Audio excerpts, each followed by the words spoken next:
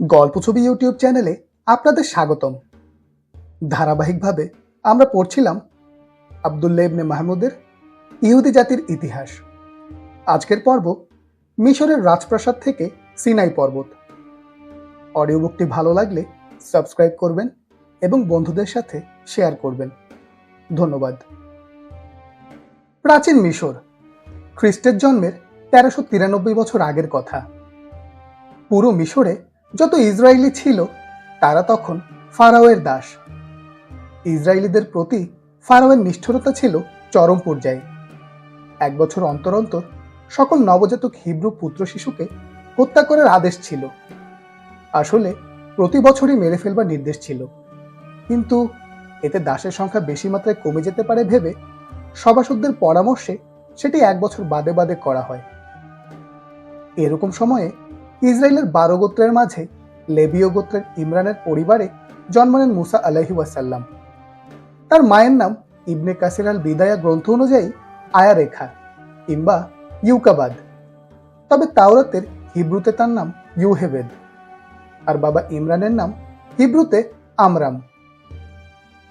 মুসা আলাইহি ওয়াসাল্লামের জন্ম হয় যে বছর, সেই বছর পুত্র হত্যার আদেশ ছিল। তার 3 বছরের বড় ভাই হারুন যে বছর জন্মগ্রহণ করেন, সেই বছর পুত্র হত্যার আদেশ ছিল না। তাছাড়া 7 বছরের বড় বোন মরিয়ম বা মেরিয়ামও ছিল। মুসা আলাইহি ওয়াসাল্লাম জন্ম হয়েছিল হিব্রু পঞ্জিকার 12 মাস আদারের 7 তারিখ। তার বাবা ইমরানকে ইহুদিদের পবিত্র গ্রন্থ তালমুদে বলা হয়েছে সে প্রজন্মের সেরা মানুষ। জন্মের পর 3 মাস পর্যন্ত তার মা তাকে লুকিয়ে রাখতেন, কিন্তু এক পর্যায়ে আর লুকোতে না পেরে একটি ঝুড়িতে করে তাকে ভাসিয়ে দেয় নীল নদে। সেই ঝুড়ি ভাসতে ভাসতে হাজির হলো ফারাওয়ের ঘাটে। ওদিকে মায়ের আদেশে মরিয়ম দেখছিলেন ঝুড়ির চূড়ান্ত গন্তব্য কি দাঁড়ায়। ফারাওয়ের স্ত্রী আসিয়া তখন খুঁজে পেলেন সেই ঝুড়িটি। বাইবেল মতে খুঁজে পান ফারাও কন্যা বিথিয়া। আসিয়াই ফারাওকে বুঝিয়ে রাজি করান শিশুটিকে পালন করার ব্যাপারে। মরিয়ম তখন হাজির হয়ে বললেন তিনি তাকে দুধ পান করাবার জন্য কাউকে খুঁজে এনে দিতে পারবেন। একজন হিব্রু কন্যা আরেকজন হিব্রু নারীকে এনেছে দুধ পান করাতে। এতে ফারাও পরিবার অবাক হয়নি, কিন্তু তারা জানতো না এই নারী আসলে শিশুটির মা। ফারাওয়ের হুমকি স্বরূপ যে শিশুর জন্ম হবার কথা ছিল তার মৃত্যু হয়েছে ধরে নিয়ে হয়তো ফারাও শিশুটিকে রাখতে রাজি হলেন। যার কাছে পরাভূত হবে ফারাও, তারই আবাস হলো ফারাওয়ের রাজপ্রাসাদে। বড় হতে লাগলো রাজপুত্র হিসাবে। একবার ফারাওয়ের কোলে খেলছিলেন শিশু মুসা আলাইহি ওয়াসাল্লাম। ফারাওয়ের জলজলে মুকুট দেখে শিশুদের মতোই হাত বাড়িয়ে দিলেন মুসা আলাইহি ওয়াসাল্লাম এবং খুলেও ফেললেন সেটা। ফারাও এতে ভয় পেয়ে গেলেন, রেগেও গেলেন। জ্যোতিষীদের ডেকে এনে জিজ্ঞেস করলেন এর মানে কি। বেশিরভাগই জানালো এই শিশুই তাকে পরাভূত করবে, কিন্তু একজন সভাসদ ফারাওকে জানালেন ব্যাপারটা পরীক্ষা করা হোক। আসলে শিশুটি জ্ঞান থেকে এ কাজ করেছে নাকি শিশু সুলভ উজ্জ্বল বস্তুর আকর্ষণ থেকে করেছে। সেই সভাসদের নাম ইহুদি বর্ণনা অনুযায়ী জেথ্রো। ইসলামে জেথ্রোর নাম শুয়েব আলাইহি ওয়াসাল্লাম। ফারাও রাজি হলেন। মুসা আলাইহি ওয়াসাল্লামের সামনে 2টো পাত্র রাখা হলো, একটাতে সোনা জহরত আর অন্যটাতে কয়লার আগুন। মুসা আলাইহি ওয়াসাল্লাম সোনার দিকে এগুলেন প্রথমে, কিন্তু জিব্রাইল আলাইহি ওয়াসাল্লাম তাকে ঘুরিয়ে দিলেন কয়লার দিকে। একটি কয়লা মুখে পুড়ে ফেললেন মুসা আলাইহি ওয়াসাল্লাম। তার হাত আর জিহ্বা পুড়ে গেল, তাই তিনি তোতলা হয়ে যান পরে। কিন্তু এতে প্রমাণ হলো অন্যান্য শিশুর মতোই তিনি কেবল উজ্জ্বল জিনিসের প্রতি আকৃষ্ট ছিলেন। ফারাও তাকে প্রাণে বাঁচতে দিলেন। বড় হতে হতে মুসা আলাইহি ওয়াসাল্লাম বুঝতে পারলেন তিনি আসলে মিশরীয় নন, হিব্রু। যুবরাজ হলেও তার নিজের দাসজাতির করুণ দশায় কষ্ট পেতেন খুব। মিশরের যে এলাকায় হিব্রুরা থাকতো তার নাম গোশেন। প্রায়ই গোশেনে গিয়ে বুড়ো হিব্রু দাসদের কাজে হাত লাগাতেন তিনি। ফারাওয়ের উপর প্রভাব থাকার কারণে বিভিন্ন উপায়ে তিনি চেষ্টা করতেন তাদের কষ্ট কমাবার। মুসা আলাইহি ওয়াসাল্লামের চিন্তাধারা আর সিদ্ধান্তকে সম্মান করতেন ফারাও। মুসা আলাইহি ওয়াসাল্লাম যে কাজগুলো করেছিলেন তার মাঝে একটি ছিল সপ্তাহে একটি দিন অন্তত তাদের পূর্ণ বিশ্রাম দেওয়া। আর মুসা আলাইহিস সালামের কারণে সেই দিনটি শনিবার দিনে রাখা সম্ভব হয়। ফলে হিব্রুদের পবিত্র সাব্বাত দিবস তারা পালন করতে পারে। তাওরাত অনুযায়ী সৃষ্টির সপ্তম দিবসকে সাব্বাত বা বিশ্রাম দিবস হিসাবে পালন করা হয়। একদিন মুসা আলাইহিস সালাম গোশেনে গেলেন। সেখানে তিনি বেশ জনপ্রিয়। সেদিন দুপুর বা সন্ধ্যার দিকে তিনি দেখলেন ফারাওয়ের এক মিশরীয় অফিসার তার অধীনের এক হিব্রুকে মারল। উল্লেখ্য, প্রত্যেক তত্ত্বাবধায়কের অধীনে 10 জন করে হিব্রু দাসের দল থাকত, আর প্রতি দলের একজন করে হিব্রু নেতা। মুসা আলাইহিস সালাম যখন দেখলেন হিব্রু লোকটিকে মিশরীয় অফিসার অন্যায়ভাবে মেরেছে এবং অত্যাচারিত হিব্রুটি তার কাছে সাহায্য চাইছে, তখন তাকে আড়ালে ডেকে নিয়ে মুসা আলাইহিস সালাম ঘুষি মারলেন। কিন্তু মারটা এমন জোরেই হয়ে গিয়েছিল যে লোকটা মারাই গেল। কিন্তু প্রাণে মারবার কোনো পরিকল্পনাই তার ছিল না। ভয় পেয়ে তাড়াতাড়ি তিনি লাশ বালুতে দাফন করে ফেললেন এবং ফিরে আসলেন প্রাসাদে। তার আশা কেউ দেখেনি যে তিনি একটা খুন করে ফেলেছেন। পরে শীঘ্রই তিনি আবার গোশেন এলাকায় গেলেন।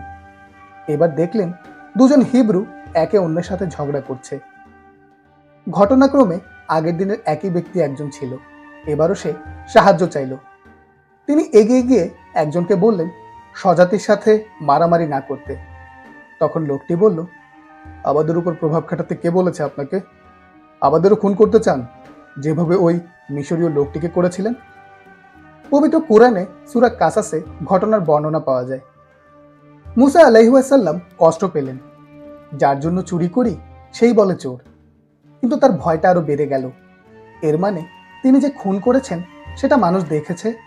ফারাওয়ের কানে পৌঁছাতে আর কত দেরি। সত্যি সত্যি ফারাও জেনেও গেলেন। ফারাও তখন মুসা আলাইহিস সালামের মৃত্যুদণ্ড দিলেন। এক লোক শহর থেকে দৌড়ে এসে জানালো তার মৃত্যু পরোয়ানা জারি হয়েছে। ইসলামী বর্ণনাতে মুসা আলাইহিস সালাম তখন পালিয়ে যান। কিন্তু ইহুদি বর্ণনায় মুসা আলাইহিস সালামকে গ্রেপ্তার করা হয় এবং যখন জল্লাদের অস্ত্র মুসা আলাইহিস সালামের ঘাড়ে নেমে আসলো, তখন এক অলৌকিক ব্যাপার ঘটল। একদম পাথরের মতো শক্ত হয়ে গেল তার ঘাড়। ফিরে গেল জল্লাদের অস্ত্র। সবাই অবাক হয়ে গেল এবং রীতিমতো একটি গন্ডগোল বেঁধে গেল। ইহুদিদের মিদ্রাস বিস্তারিতভাবে আমাদের জানায় মুসা আলাইহিস সালামের বয়স তখন 18 বছর ছিল। সেখানে গিয়ে তিনি দেখা পান ফারাওয়ের প্রাক্তন এক সভাসদের, নাম তার বিলাম। বিলাম কুশ এলাকার রাজা কোকিনাসকে সরিয়ে অন্যায়ভাবে রাজা হয়ে যায়। প্রায় 9 বছর ধরে মুসা আলাইহিস সালাম কোকিনাসকে সহায়তা করেন হারানো রাজ্য ফিরে পেতে। মুসা আলাইহিস সালামের অসাধারণ কিছু বুদ্ধিতে শেষ পর্যন্ত রাজ্য পুনরুদ্ধার হয় বটে, কিন্তু ততদিনে কোকিনাস মারা গেছেন। কিন্তু জনগণ মুসা আলাইহিস সালামকে তার যোগ্য পুরস্কার আর কৃতজ্ঞতা প্রদর্শন করে। তারা তাকে রাজা বানিয়ে দেয়, আর রাজার বিধবা স্ত্রী রানী আদোনিয়াকে তার স্ত্রী হিসাবে দিতে চায়। তবে মুসা আলাইহিস সালাম আদোনিয়াকে গ্রহণ করেননি, কারণ তিনি পৈত্তলিক ছিলেন। সেই গন্ডগোলের মাঝে মুসা আলাইহিস সালাম পালিয়ে কুশ নামের এলাকায় চলে গেলেন।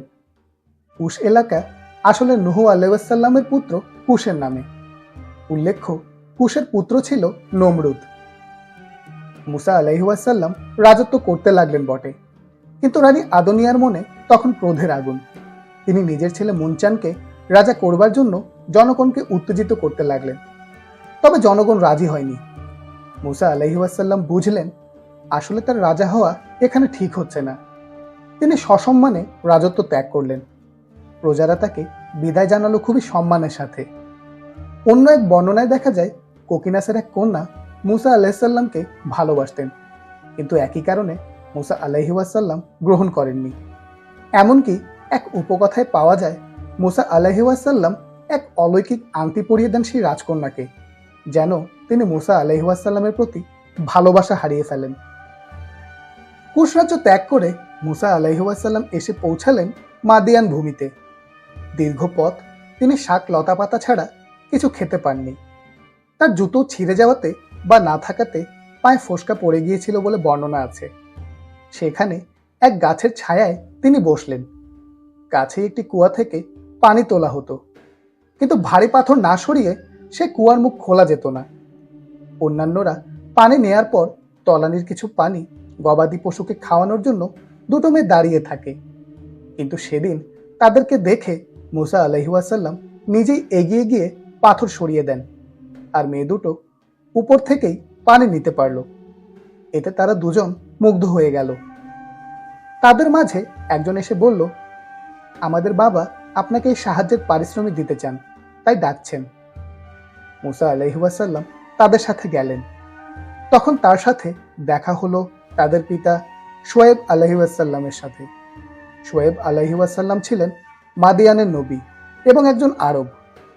কথিত আছে তার উম্মত তার কথা না শোনায় ধ্বংস হয়ে যায়। বাইবেলে তিনি জেথ্রো বা হিব্রুতে ইয়াসরু নামে পরিচিত। তিনি সেই ব্যক্তি যিনি কিনা কিছুদিন আগে ফারাওয়ের দরবারে কাজ করেছিলেন, এবং তিনি শিশু মুসা আলাইহিস সালামকে বাঁচাতে জ্ঞান পরীক্ষার জন্য কয়লা আগুন পরীক্ষা ব্যবস্থা করেছিলেন বলে ইহুদি বর্ণনায় আছে। পরে ফারাওয়ের বিশ্বাসের সাথে মিল না পড়ায় তিনি চলে আসেন কিংবা বহিষ্কৃত হন। এই কাহিনীগুলো সম্পর্কে বিস্তারিত জানা যায় না। সাহাবী ইবনে আব্বাস রাদিয়াল্লাহু তাআলা আনহু এই মতে সায় দিয়েছেন, কিন্তু এই বড় অবস্থায় মুসা আলাইহিস সালামকে দেখে অবশ্য ইয়াসরু কিংবা শোয়েব আলাইহিস সালাম চিনতে পারেননি। তার আরেক নাম ছিল রাওয়েল। এক কন্যার পরামর্শে তিনি তাকে তার অধীনে কাজ করবার প্রস্তাব দেন। সাথে এটাও বলেন, আর 10 বছর কাজ করলে তার একজন কন্যার সাথে তিনি বিয়ে দিবেন মুসা আলাইহিস সালামের। এ পর্যন্ত উল্লেখিত কাহিনীটি তাওরাতের, তবে কোরআনে কিছুটা ভিন্নভাবে বর্ণিত। যখন তিনি মাদিয়ানের কূপের ধারে পৌঁছলেন, তখন কূপের কাছে একদল লোককে পেলেন। তারা জন্তুদেরকে পানি পান করানোর কাজে রত, এবং তাদের পশ্চাতে দুজন স্ত্রী লোককে দেখলেন। তারা তাদের জন্তুদেরকে আগলিয়ে রাখছে। তিনি বললেন, তোমাদের কি ব্যাপার? তারা বলল, আমরা আমাদের জন্তুদেরকে পানি পান করাতে পারি না, যে পর্যন্ত রাখালরা তাদের জন্তুদেরকে নিয়ে সরে না যায়। আমাদের পিতা খুবই বৃদ্ধ। অতঃপর মুসা তাদের জন্তুদেরকে পানি পান করালেন। অতঃপর তিনি ছায়ের দিকে সরে গেলেন এবং বললেন, হে আমার পালনকর্তা, তুমি আমার প্রতি যে অনুগ্রহ নাজিল করবে আমি তার মুখাপেক্ষী। অতঃপর বালিকাদ্বয়ের একজন লজ্জাজনিত পদক্ষেপে তার কাছে আগমন করল, বলল, আমার পিতা আপনাকে ডাকছেন, যাতে আপনি যে আমাদেরকে পানি পান করিয়েছেন তার বিনিময়ে পুরস্কার প্রদান করেন। অতঃপর মুসা যখন তার কাছে গেলেন এবং সমস্ত বৃত্তান্ত বর্ণনা করলেন, তখন তিনি বললেন, ভয় করো না, তুমি জালেম সম্প্রদায়ের কবর থেকে রক্ষা পেয়েছ। বালিকাদ্বয়ের একজন বলল, পিতা, তাকে চাকর নিযুক্ত করুন, কেননা আপনার চাকর হিসাবে সেই উত্তম হবে যে শক্তিশালী ও বিশ্বস্ত। পিতা মুসাকে বললেন, আমি আমার এই কন্যাদ্বয়ের একজনকে তোমার সাথে বিবাহ দিতে চাই, এই শর্তে যে তুমি 8 বছর আমার চাকরি করবে। যদি তুমি 10 বছর পূর্ণ করো তা তোমার ইচ্ছা, আমি তোমাকে কষ্ট দিতে চাই না। আল্লাহ চাহেন তো তুমি আমাকে সৎ কর্মপরায়ণ পাবে। হিব্রু বাইবেলে শোয়েব আলাইহিস সালামের 7 কন্যার কথা পাওয়া যায়, কিন্তু মুসা আলাইহিস সালাম 10 বছর কাজ করবার পর যার সাথে বিয়ে হয়েছিল তার নাম ছিল সাফুরা, হিব্রুতে সিফোরা। তাওরাত মতে উপস্থিত কন্যাদের মাঝে বড় কন্যার সাথে বিয়ে হয়েছিল মুসা আলাইহিস সালামের, কিন্তু ইবনে কাসিরের মতে বিয়েটা হয়েছিল ছোট কন্যার সাথে। এতকাল ধরে মিশরে তার স্বজনদের সাথে তার কোনো যোগাযোগ নেই। মুসা আলাইহিস সালামের খুব ইচ্ছে হলো গোপনে মিশরে গিয়ে দেখা করে আসতে। তার স্ত্রী আর ছোট সন্তানদের সাথে নিয়ে তিনি রওনা হলেন। সাথে ছাগলের পাল ছিল। দিকবিদিক শূন্য মরুর রাস্তায় একটি ছাগল ছুটে গিয়ে হারিয়ে যায় বলে ইহুদি সূত্রে পাওয়া যায়। তখন সেটি খুঁজতে বের হন মুসা আলাইহিস সালাম। হোরেব তথা সিনাই পর্বতের কাছে গিয়ে তিনি ছাগলটিকে খুঁজে পেলেন। তখনই এক অদ্ভুত দৃশ্য তার চোখে পড়ল। দূরের আগুন তার নজরে এলো। ইবনে কাসির অনুযায়ী সেই রাতটি ছিল বেশ ঠান্ডা। মরুভূমির মাঝে দিয়ে চলতে গিয়ে তারা বারবার পথ হারিয়ে ফেলছিলেন। ঠান্ডা তাড়াতে চকমকি পাথর ঠুকে আগুন জ্বালাবার চেষ্টা করছিলেন, কিন্তু কাজে লাগছিল না কিছুই। তখন চোখে পড়ল দূরে সিনাই পাহাড়ের কাছে আগুন জ্বলছে। তিনি স্ত্রী সন্তানদের বললেন, তোমরা এখানে অপেক্ষা করো, আমি আগুন দেখতে পাচ্ছি, সম্ভবত আমি কয়লা আনতে পারবো কিংবা পথের সন্ধান পাবো। তিনি পাহাড়ের সেই আগুনের উৎসের দিকে গিয়ে দেখলেন একটি ঝোপে আগুন জ্বলছে, কিন্তু সেটি পুড়ে যাচ্ছে না। তিনি আরেকটু এগোলেন। তখন সেই অগ্নিময় ঝোপ থেকে আওয়াজ আসলো বজ্রকণ্ঠে, মুসা, মুসা। মুসা বললেন, এই তো আমি উপস্থিত। আওয়াজ এলো, মুসা, আমি তোমার প্রভু, তোমার প্রতিপালক। বিরান মরুভূমির মাঝে অচেনা এক পাহাড়ের উপর একাকী দাঁড়িয়ে এক সময়ের যুবরাজ আর এখন মেষপালক মুসা আলাইহি ওয়াসাল্লাম অবাক হয়ে আবিষ্কার করলেন বিশ্বজগতের স্রষ্টা তার সাথে কথা বলছেন। এখন আসা যাক এই অধ্যায়ের প্রশ্নোত্তর পর্বে। মাদিয়ান কোথায়? হিব্রুতে এ জায়গাকে ডাকা হতো মিদিয়ান। আরব উপদ্বীপের উত্তর পশ্চিম কোণে লোহিত সাগরের আকাবা উপসাগরের পূর্ব দিকে এর অবস্থান। এ এলাকায় যারা বসবাস করত তারা ইব্রাহিম আলাইহি ওয়াসাল্লামের তৃতীয় স্ত্রী কেতুরার পুত্র মিদিয়ানের বংশধর বলে ইহুদিদের তাওরাতে বর্ণনা করা আছে। জেথ্রো বা শোয়েব আলাইহি ওয়াসাল্লাম এ এলাকায় বসবাস করতেন। বর্তমানে আরবিভাষী দ্রুজ ধর্মের অনুসারীরা তাকে তাদের প্রধান নবী বলে থাকে। উল্লেখ্য, মাদায়েন ভিন্ন জায়গা। সাহাবীদের যুগে পারস্য সাম্রাজ্যের রাজধানী ছিল মাদায়েন। সিনাই পর্বতের কথা দেখা যাচ্ছে, তাহলে তুর পর্বত কোথায়? মিশরে সিনাই উপদ্বীপ বলে একটি জায়গা আছে। আফ্রিকান দেশ মিশরের কেবল সে জায়গাটি পড়েছে এশিয়াতে। লোহিত সাগর আর ভূমধ্য সাগরের মাঝে এর অবস্থান। হিব্রুতে সিনাই বললেও ইংরেজিতে সাইনাই ডাকা হয়, আরবিতে সিনা। 60,000 বর্গ কিলোমিটারের এই বিশাল মরু এলাকায় রয়েছে অনেক পাহাড়। এর মাঝে একটির নাম সিনাই পর্বত। একে হরেব পর্বতও ডাকা হয়। আবার আরবিতে জাবালে মুসা বলা হয়, অর্থাৎ মুসার পাহাড়। সিনাই পর্বতকে হিব্রুতে একে হার সিনাই ডাকা হয়। হার শব্দের অর্থ পর্বত। ঠিক একইভাবে আরবিতে একে ডাকা হয় তুর সিনা। তুর বলতে বোঝায় পর্বত বা পাহাড়, অর্থাৎ তুর পাহাড় কথাটা ভুল, কারণ তুর মানেই পাহাড়। ইহুদি, খ্রিস্টান ও মুসলিম 3 ধর্মাবলম্বীদের কাছে খুব পবিত্র এই জায়গা। কুরআনে উল্লেখ করা হয়েছে যে এ তুর বা পাহাড়টি পবিত্র তুয়া উপত্যকায়। আমরা মিশর ভ্রমণের সময় এখানে আরোহণ করেছিলাম। লোহিত সাগরের তীরে শার্মেল শেখ এলাকার রিসোর্ট থেকে রাত 12টায় আমাদের নিয়ে যাওয়া হয়। 300 কিলোমিটার দূরত্ব পেরিয়ে রাত 2:30টার দিকে আমরা পৌঁছাই। উপরে চূড়ায় উঠতে রাতের আধারে আমাদের সময় লাগে প্রায় 3 ঘন্টা। সূর্যোদয়ের সময় চূড়ায় পৌঁছি আমরা। এরপর নামতে লাগে আরও 3 ঘন্টা। সকাল 9টার দিকে প্রবেশ করি সেন্ট ক্যাথারিন আশ্রমে, যা এই পাহাড়ের গোড়ায় অবস্থিত।